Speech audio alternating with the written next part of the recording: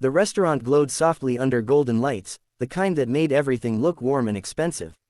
It was the kind of place where laughter was polite, silverware gleamed, and secrets hid behind wine glasses. Alexander Reed, a man known in every business magazine as the Miracle CEO, sat alone at a corner table.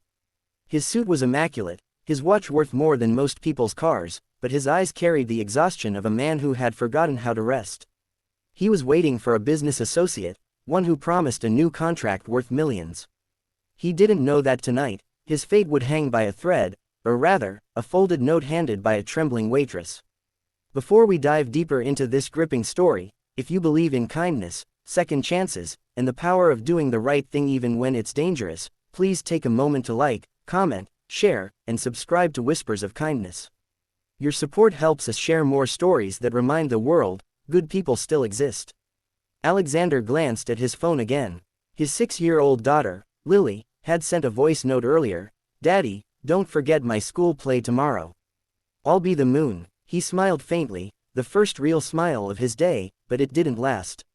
His associate, Victor Crane, had texted only one word: almost. In business, almost meant power games. Alexander didn't like games, but tonight, the stakes were too high. His company, his daughter's future, everything he had built, it all rested on this meeting. As he looked up, a young waitress approached, balancing a tray with 2 glasses of wine. Her hands shook slightly, but her face was composed. Her name tag read Emma. Her eyes, hazel, alert, yet strangely afraid, met his for a second too long. She set the glass before him, hesitated, then leaned slightly closer, pretending to adjust the napkin. Beneath it, a folded note slipped quietly onto the table. Alexander frowned and unfolded it under the tablecloth. 4 words stared back at him, written in hurried, trembling handwriting. "Don't drink it. Leave now." For a heartbeat, he thought it was a prank. But then he noticed her eyes again, pleading, desperate, glistening with something real.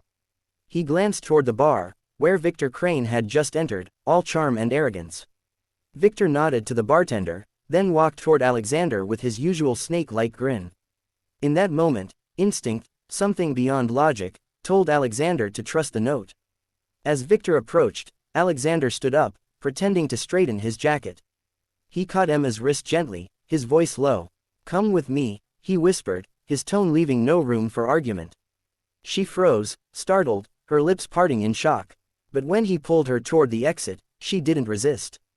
Outside, the night air hit them like a cold awakening. Behind them, laughter and music continued as if nothing had happened. But Emma's breathing was ragged, and her hands were trembling uncontrollably. "You were about to be poisoned," she said, her voice breaking. "I overheard them in the kitchen.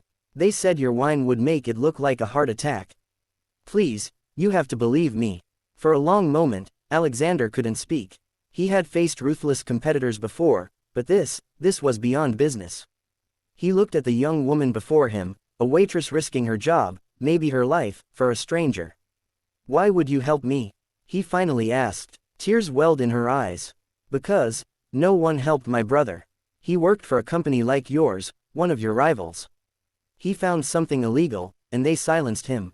I couldn't let it happen again." The wind rustled through the empty street. A luxury car passed, headlights slicing through the night, and Alexander's mind spun with the weight of truth.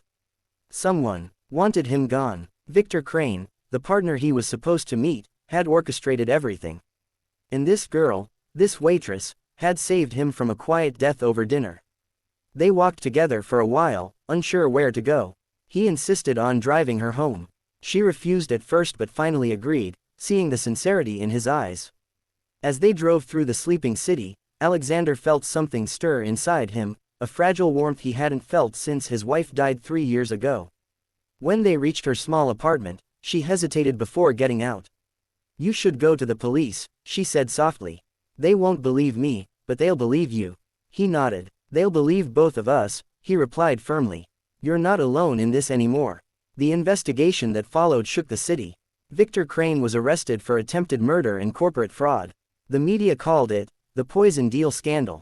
But beyond the headlines, something else grew quietly, a bond between 2 souls who met by fate.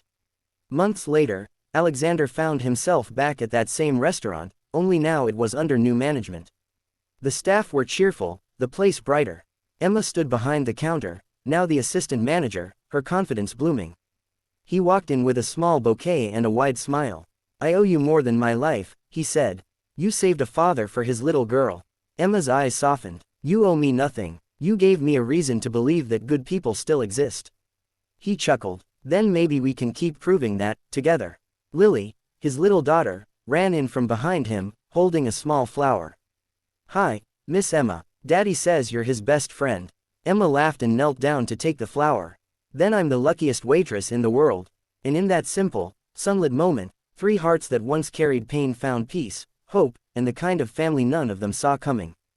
Because sometimes, the smallest act of courage, like a note slipped under a napkin, can change the course of a life. If this story touched your heart, please like, share, and subscribe to Whispers of Kindness.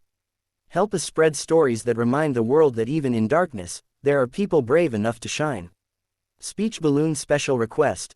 Comment below what you would have done if you were in Emma's place. Would you risk everything to save a stranger? Your words might inspire someone today.